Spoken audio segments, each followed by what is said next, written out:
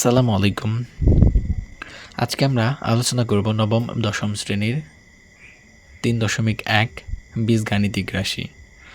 পূর্বের ক্লাসে আমরা একটা অঙ্কের সমাধান করছি, আজকে আমরা আরেকটা অঙ্কের সমাধান করব।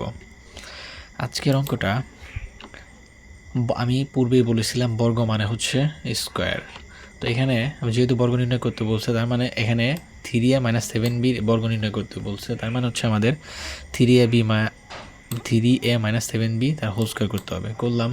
এখন এইটাকে যদি আমি 3a-কে যদি আমি a ধরি এবং 7b-কে যদি আমি b ধরি, তাহলে এইটা আমার a, মাঝখানে মাইনাস, এবং এটা হচ্ছে আমার b।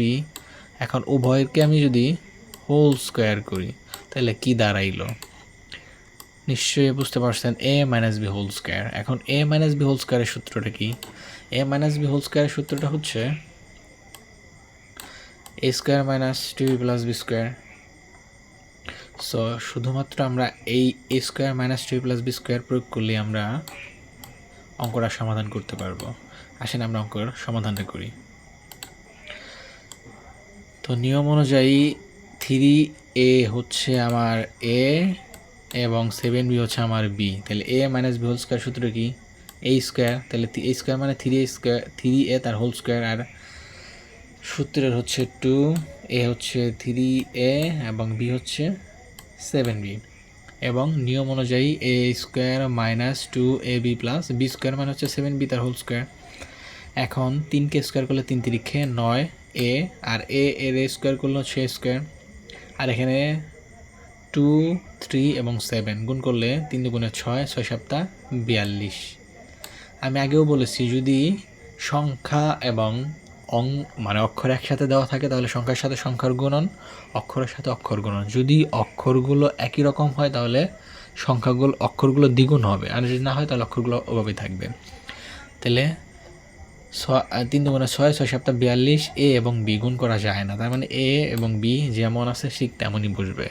এবং 7b স্কোয়ার মান আছে 7 সাতটা 49, এবং b স্কোয়ার করলে b স্কোয়ার। আশা করি অঙ্কটা আপনারা বুঝতে পারছেন। আমি আবার বুঝিয়ে দিচ্ছি।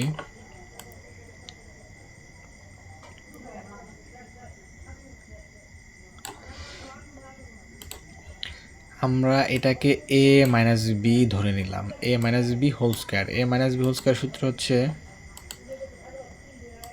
a square minus 2 plus b square. তাহলে আমরা এই সূত্রের প্রয়োগটা আমরা ওখানে করব। a স্কোয়ার মানে 3a তার হোল স্কোয়ার মাইনাস সূত্রের মাইনাস দিলাম, তারপর হচ্ছে 2 হচ্ছে সূত্রে 2 বসাইলাম।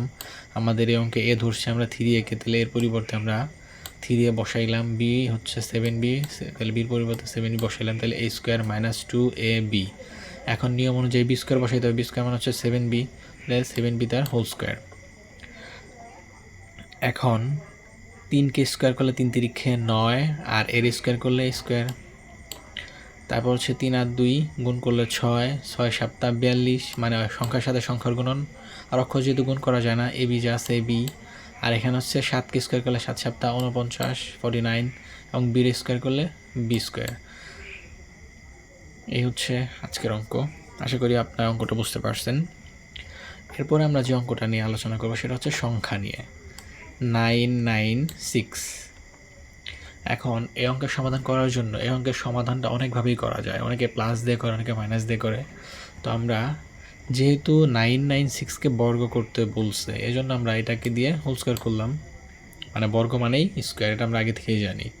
এখন এই অঙ্কটা আমরা যদি 996 এর পরিবর্তে 1000 বিয়োগ 4 লিখি, তাহলে 1000 থেকে 4 বিয়োগ করলে কত হয়?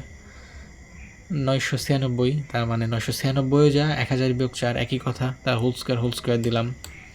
এখন এই 1000 বিয়োগ 4 এটা একটা ফর্মুলায় পড়ে। এই 1000কে যদি আমরা a ধরি এবং 4কে যদি আমরা b ধরি, তাহলে সূত্রটা কি দাঁড়ায়? a - b তার হোল স্কোয়ার, তাই দাঁড়ায় না? তাহলে a - b হোল স্কোয়ারের সূত্র কি? আমরা তো a - b হোল স্কোয়ার সূত্র পূর্বেও দেখেছি। a - b হোল স্কোয়ার সূত্র হচ্ছে a square minus 2 plus b square. তাহলে এটার জন্য আমাদের কী করতে হবে? এই a হচ্ছে আমাদের 1000, তাহলে 1000 a স্কোয়ার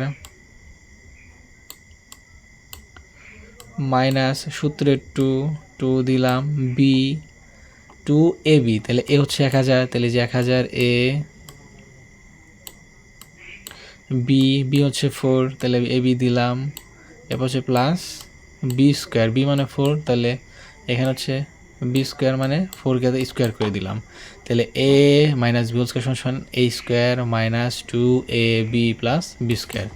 তাহলে এ এর পরিবর্তে 1000 লিখছি, তার হোল স্কোয়ার মাইনাস 2 হচ্ছে সূত্রে দিলাম, এ হচ্ছে 1000, বি হচ্ছে 4 এবং বি স্কোয়ার মানে 4 তার হোল স্কোয়ার। এখন 1000কে স্কোয়ার করলে কত হয়? 1000কে স্কোয়ার করলে হয় হচ্ছে 10 লাখ। মানে আপনার ক্যালকুলেটর ব্যবহার করে কাজ সমাধানটা করে নেবেন। এরপর হচ্ছে 1000কে 2 দিয়ে গুণ করলে 2000, 2000কে 4 দিয়ে গুণ করলে 8000 এবং 4 4 16, 4কে স্কোয়ার করলে 16 হয়। এখন এগুলো যোগ বিয়োগ করলে মানে 1000-এর সাথে 16 যোগ করে 8000 বিয়োগ করলে 9 লাখ, মানে 10 লাখের সাথে 8000 যোগ করে মানে 8000 বিয়োগ করে 16 যোগ করলে হয় 9,92,016 টাকা। এটাই হচ্ছে অ্যান্সার। আশা করি অঙ্কটা আপনারা বুঝতে পারছেন।